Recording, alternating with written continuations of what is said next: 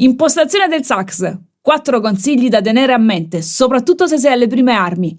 Arrivo subito dopo l'intro.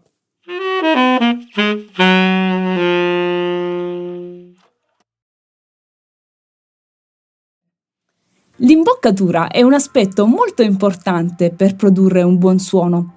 Non si tratta soltanto dell'approccio che hanno le labbra e i denti sul bocchino, ma anche aspetti che riguardano la posizione della gola, del palato e della lingua.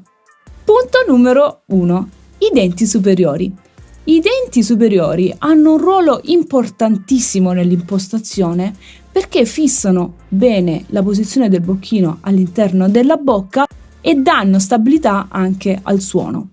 In che posizione devono stare i denti sul bocchino? Perché molti mi chiedono, dove deve stare Manuela? Deve stare qui, deve stare qui o deve stare qui? Allora, la regola generale è più o meno un dito di distanza dal bordo, quindi più o meno dove finisce questo segnetto nero che tu vedi qui.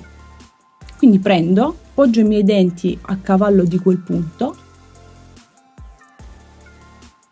e fisso l'impostazione. È molto importante che i denti siano ben poggiati sul bocchino. Punto numero 2. Le labbra. Cosa dobbiamo fare quando suoniamo il sax? Molto semplice. Tenere una posizione il più naturale possibile. Non arrotolare verso l'interno, non arrotolare verso l'esterno, ma rimanere in posizione naturale. Cosa vuol dire? Imbocco con i denti sopra e chiudo semplicemente la bocca senza girare nulla. Faccio vedere?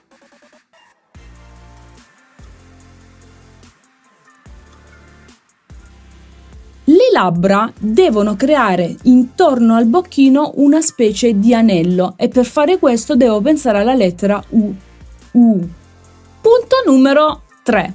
I denti inferiori abbiamo visto che sono foderati dal labbro e molti mi chiedono Manuela, ma dove devo poggiarli? Non so, come devo fare?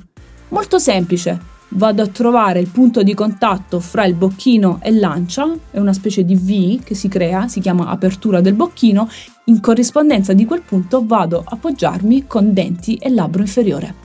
Punto numero 4, la lingua, sempre molto ben rilassata, in modo da far fluire bene l'aria all'interno dello strumento.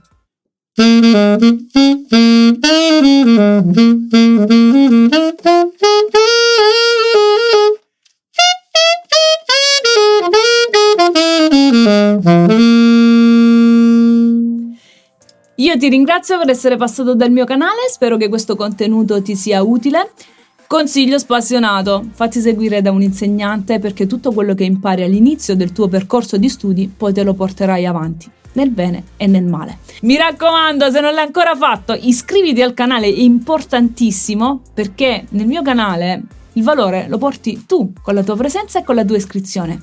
Io ti auguro buona musica, buone note e tutto il meglio per te. Ciao ciao!